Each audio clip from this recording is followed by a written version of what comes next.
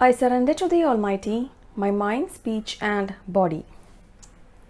Vanakkam, we are reading the book called Thirukkural, written by Thiruvalluvar. This is a book on Aram. Aram is a term that refers to the order in nature. It shows us how humans can conduct our family life that is in tune with the natural order, something that would be easy and natural for humans. Thiruvalluvar says that first you need to fall in love, get married and form attachments and involve in life and expand your circle of love, and then the letting go will happen naturally. There is no need to force anything on us, he says. And this way of life that Valluvar shows for the householder is called as Illaram. Illaram is a Tamil word and it is nothing but the way of life for a householder, or the Aram for a householder. Normally when we use the term Aram, people would say Aram means speaking the truth or helping others and basically all the good values. Nothing wrong with that. But what is interesting here is that the Tamils have given the term Aram for the way of a married life. That's something new to me. While many of us are struggling with the questions of marriage, why should you marry, what's the point of it, why have kids, why go through all this mess, the Tamils have answered this beautifully. That is, they say that the marriage is also an Aram, and the purpose of marriage is to mature our intelligence in the path of love. And Valluvar shows that Illaram is a joyful journey, and at the end of Illaram, fame becomes inevitable. Fame, he says, is not wrong. There is no need to run behind it, but fame will become a natural byproduct of the Illaram. And after Illaram, Thuravu, or letting go of attachments, happens naturally. So both these Arams, Illaram and Thuravaram, are discussed in this book. Going in the path of Illaram and Thuravaram, he says one can reach higher spaces of existence called Padam and Veedu. Veedu is the space of endless happiness and is also referred to as the feet of God or Mukti or salvation. Now the book is divided into three big sections called Paal, based on the Purudhartham. Purudhartham is when we classify all our activities in a single day. We will have only four categories, which are Aram, Porul or wealth, Inbam or pleasure, and Veedu. So these four categories together are called as the Purudhartham. And accordingly the book has three Paals, not four, called Arathu Paal, Purut Paal and Inbathu Paal. And Veedu is not explicitly written, but the path to Veedu is indirectly shown.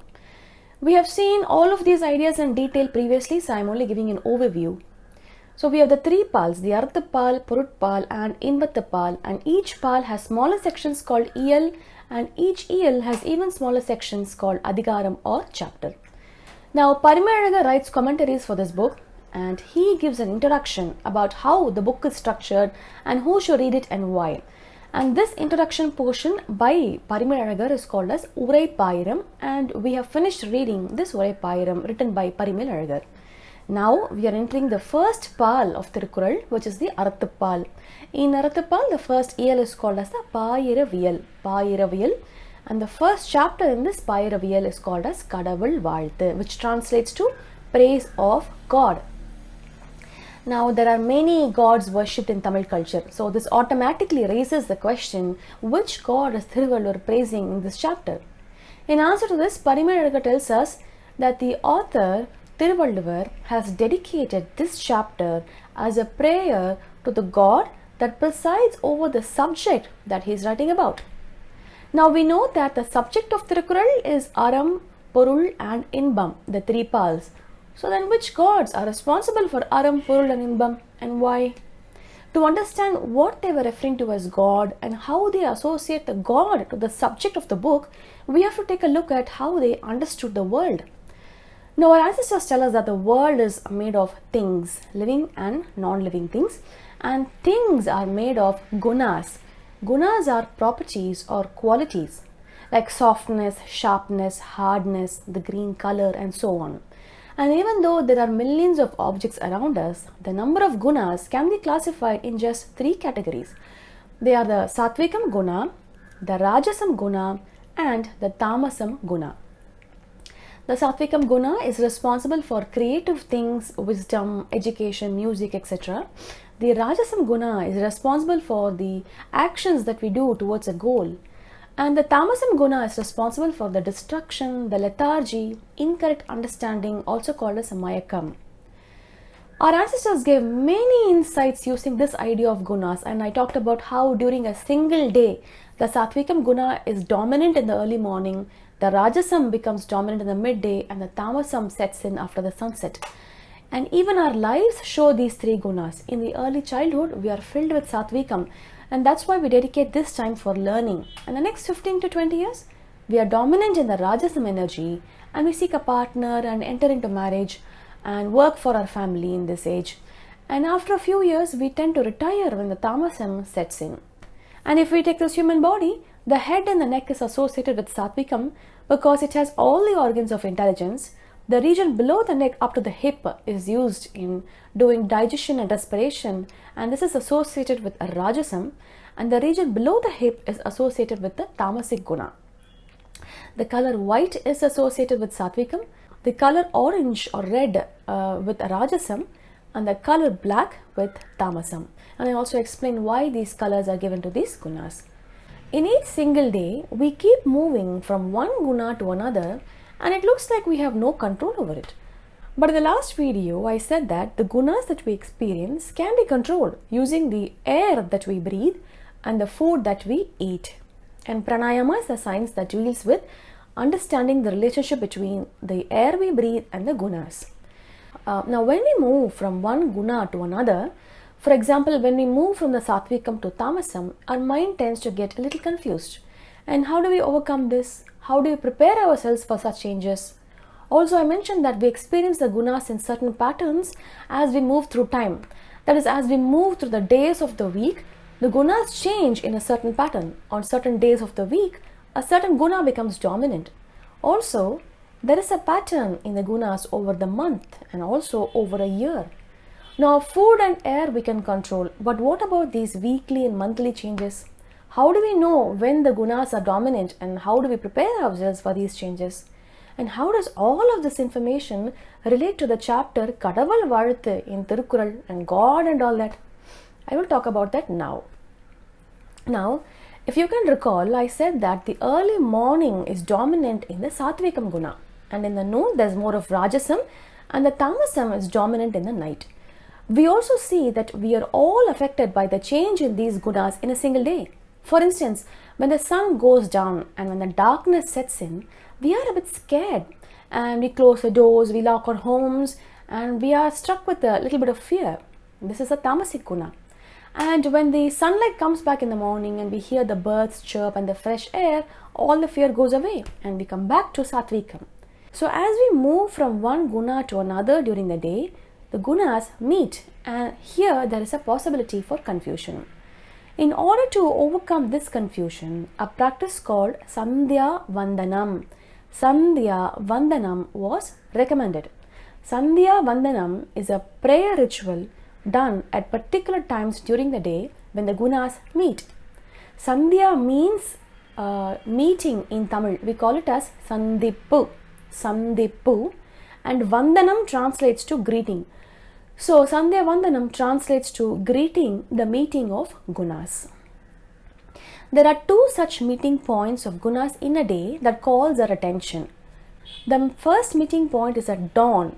As soon as we wake up in the morning, we are coming out of darkness and entering into light. So, we are coming out of Tamasam and moving into Sathvikam. And during the day, we move from Sathvikam to Rajasam, and here there's not much of confusion. But the second meeting point that could cause confusion in us is the dusk, when the sun goes down and the darkness comes in. Here we are moving from Rajasam towards Tamasam. In the dawn, we are coming out of Tamasam and entering into Sathvikam. Here it is advised to focus our mind on prayer to come out of the darkness peacefully and to start our day in a calm and a peaceful manner. And the second meeting point, that is at dusk, we are going to enter into full Tamasam. And so we are advised to engage in prayer rituals to avoid going into too much of confusion. So because these rituals are performed at the meeting point of the gunas or the Santhippu, Santhippu means the meeting, This ritual is called as a Sandhya-vandhanam, or the prayer done at the meeting point of the Gunas. So just by using the concept of light and dark, our ancestors gave many useful insights. Light being associated with Sathvikam and the darkness being associated with Thamasam, they observed how the Gunas transition in a week, a month and a year. I will explain them now. So far I have explained how the Gunas are dominant in a single day. This Guna change, or the movement from the light to darkness, is observed not only in a day but also in a week. The days of the week are arranged as if we are moving from light to dark. If we take 1 week, as we move from Sunday to Saturday, we are moving from light to darkness. Sunday is associated with light. In astrology, we associate Sunday with the sun. Monday is associated with the moon. So here the light reduces a little bit. And on Monday to Tuesday, Tuesday to Wednesday, the light comes down some more. And when we come to Saturday, it is associated with full darkness or Thamasam. The planet Saturn is associated with Saturday, and in astrology the color black is associated with the planet Saturn. So on Saturday we can expect more of Thamasam, and therefore in Tamil culture it is advised to have a head bath and to cool ourselves off and offer prayers. In Tamil there is a saying, Sani Nee Raadu. Sani Nee Raadu. It means Saturday is the day for a complete cleanup of the body. We put oil and cool the whole body off, and we eat light and take it easy, so that on Sunday we are ready to start our week with light or Sathvikam Guna again. So this is how the Gunas change in a week, from Sunday being full Sathvikam to Saturday, which is dominant in Thamasam. So we saw the Gunas change in a single day and a week. Now let's move to the monthly patterns. Now we move from new moon or the no moon day to the full moon day every fortnight. The no moon day is called as the Ammavasai in Tamil, and the full moon day is called as the Paurnami in Tamil. Paurnami, Ammavasai and Paurnami. From Ammavasai to Paurnami, we have increase in the light, and after Paurnami we go back to decreasing light and into full darkness on Ammavasai again. So these 2 days, that is the Ammavasai and Paurnami, are the 2 Sandhi days in a month. That is, these are the days where the Sathvikam and the Thamasam Gunas meet. On Ammavasai, or the no moon day, there is a maximum of Tamasic Guna and we are about to enter into light. On the other hand, the Paurnami or the full moon day is a day which is full of light and we are about to enter into darkness. So on these 2 days, our mind is prone to get more confused. That is why all our prayers and rituals are aimed at balancing our mind during the Sandhi period in the month. So we see the Guna transition in a day, a week, a month and even in a year. In Tamil calendar, there are 12 months. Now there is a month called Thai. Thai. This falls in the mid-January, and this Thai month is dominant in Sathvikam. There is a saying in Tamil, Thai pirandal oli pirakkum. Thai pirandal oli pirakkum. It means light enters with the birth of the Thai month. So the month Thai is considered to be super bright. From Thai, the Sathvikam or the light reduces every month, and when we come to the Tamil month called Aadi, which coincides with the mid-July to August, we enter into complete darkness. This month is considered inauspicious among Tamils, and normally no new initiatives are undertaken in this period. So the month before Thai, Thai is the month of full bright or light. So before this Thai, there is a month called Margazhi, which coincides with mid-December to mid-January. And this is again the meeting of 2 Gunas. So here we are going to enter into full light in Thai. So this month is very auspicious, the month of Margazhi, because we are going to enter into the Sathvikam Guna. Even God Krishna says, Madangalil Nan Margazhi. He says that he is the Margazhi among months, meaning that God Krishna is the bringer of light and will also dispel darkness.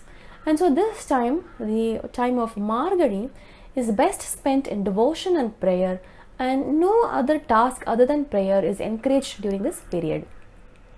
Again, here also no new initiatives are done during this period. Not because it is inauspicious, because it is very auspicious for prayer. So that's how the gunas change from Sathvikam to Thamasam over a year. So now we have seen the gunas are changing over the day, over a month and over a year. And here is the important part. Our ancestors associated 3 gods for the 3 gunas. They are the Brahma, Vishnu and Shiva. Together these gods are called as the Mummurtis. Mummurtis means 3 gods. The god Brahma is associated with Sathvikam and he is also called as the creator because Sathvikam is the creative energy. And god Vishnu is associated with Rajasam Guna and he is also called as the protector. And god Shiva is associated with Tamas Guna and he is also called as the destroyer. Again, this is not the only association possible. I mean, some groups tend to associate Lord Vishnu with Sathvikam. So this is not the only final association possible. But for now, let us go with this mapping.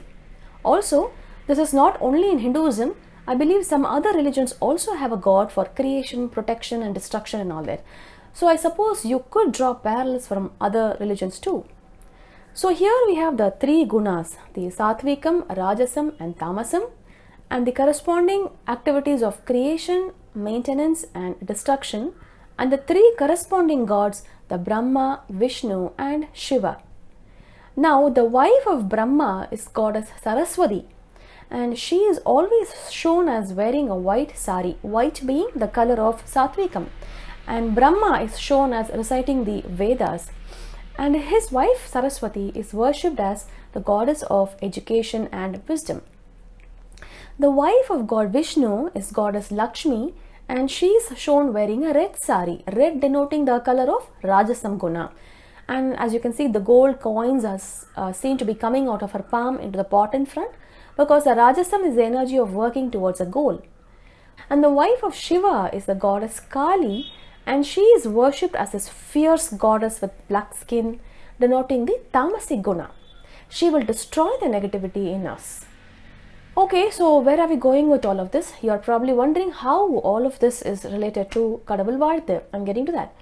Now these 3 gunas are what we see all around us everywhere, and these 3 gunas are associated with the gods and goddesses. And Parimal takes this association of gunas to the gods. Now we come back to Thirukkural. Do you remember where I digressed? So let me refresh your mind. The first chapter is titled as Kadavul Vaazhthu, or In Praise of God. In a previous video, I had explained that normally the Kadavul Vaazhthu can be of 2 types. Either the author can offer the prayer to his or her choice of God, and this is called as the Valipadu Kadavul Vaazhthu, or the author can offer prayer to the god that corresponds to the subject of the book. And Parimal clarifies that this Kadavul Vaazhthu is of the second type, that is the Erpudai Kadavul Vaazhthu, where the author offers prayers to the gods presiding over the subject of the work. The subject of Thirukkural is Aram, Porul or wealth, and Inbam or pleasure. We all know that the Sathvikam Guna is responsible for the creative things, and therefore the Aram part of the book corresponds to the Sathvikam Guna. The Rajasam Guna is responsible for all our activities towards a goal, including the generation of wealth. So the second big section, or the second Paal, which is the Purut Paal, which talks about the wealth, is related to the Rajasam Guna. And the Tamasam Guna is responsible for pleasure, and hence the last Paal, or the Inbatta Paal of the book, which talks about pleasure, corresponds to the Tamasam Guna. So here we have the Arathu Paal relating to Sathvikam Guna, the Purut Paal relating to the Rajasam Guna, and the Inbatta Paal relating to the Tamasic Guna. So this is how the topics of Aram, Purul and Inbam correspond to the 3 gunas, namely Sathvikam, Rajasam and Tamasam. And Brahma, Vishnu and Shiva are the gods associated with Sathvikam, Rajasam and Tamasam. And therefore, Parimal Azhagar tells us that the Kadavul Vaazhthu that Thiruvalluvar has written about is written to worship these 3 Mummurtis, namely Brahma, Vishnu and Shiva. And that is how the Kadavul Vaazhthu in this book becomes an Erpudai Kadavul Vaazhthu. I know it is a lot of information to digest, and I hope you were able to understand at least some of what I have said so far. When I first learned this association between the Gunas and the Gods and this book, I was surprised. I was like, oh wow, this is just amazing. I mean, so far I have seen pictures of Brahma and Vishnu and Shiva, and sure, I have been to many temples. But the way these gods are related to the Gunas and how the Gunas relate with our lives and how we engage in worship to balance these Gunas, that connection was missing. And this introduction to Thirukkural opened my eyes to a different world around me. And I hope this information will be somewhat useful to you too. All of what I've said so far, Parimal mentions in 4 small lines at the beginning of the chapter. And that's how condensed the writing in this book is. I will just read them out. அதாவது கவி தான் வழிபடு கடவுளையாதல், எடுத்துக்கொண்ட பொருட்கு ஏற்புடை கடவுளையாதல் வாழ்த்துதல். அவற்றுள் இவ்வாழ்த்து ஏற்புடை கடவுளை என அறிக. என்னை சாத்துவம் முதலிய குணங்களான் 3 ஆகிய உறுதி பொருட்கு அவற்றான் மூவராகிய முதற் கடவுளோடு இயைபு உண்டு ஆகலான். அம்மூன்று பொருளையும் கூறுதலுற்றார்க்கு அம்மூவரையும் வாழ்த்துதல் முறைமை ஆகலின் இவ்வாழ்த்து அம்மூவர்க்கும் பொதுப்பட கூறினார் என உணர்க. So whatever I have explained so far, Parimal gives in this short introduction to the chapter. So I shall stop here, and I will encourage you to think about how the Gunas has affected your lives. And we shall continue with the Kadavul Vaazhthu in the next video. Thank you all for listening. Nandri, Vanakkam.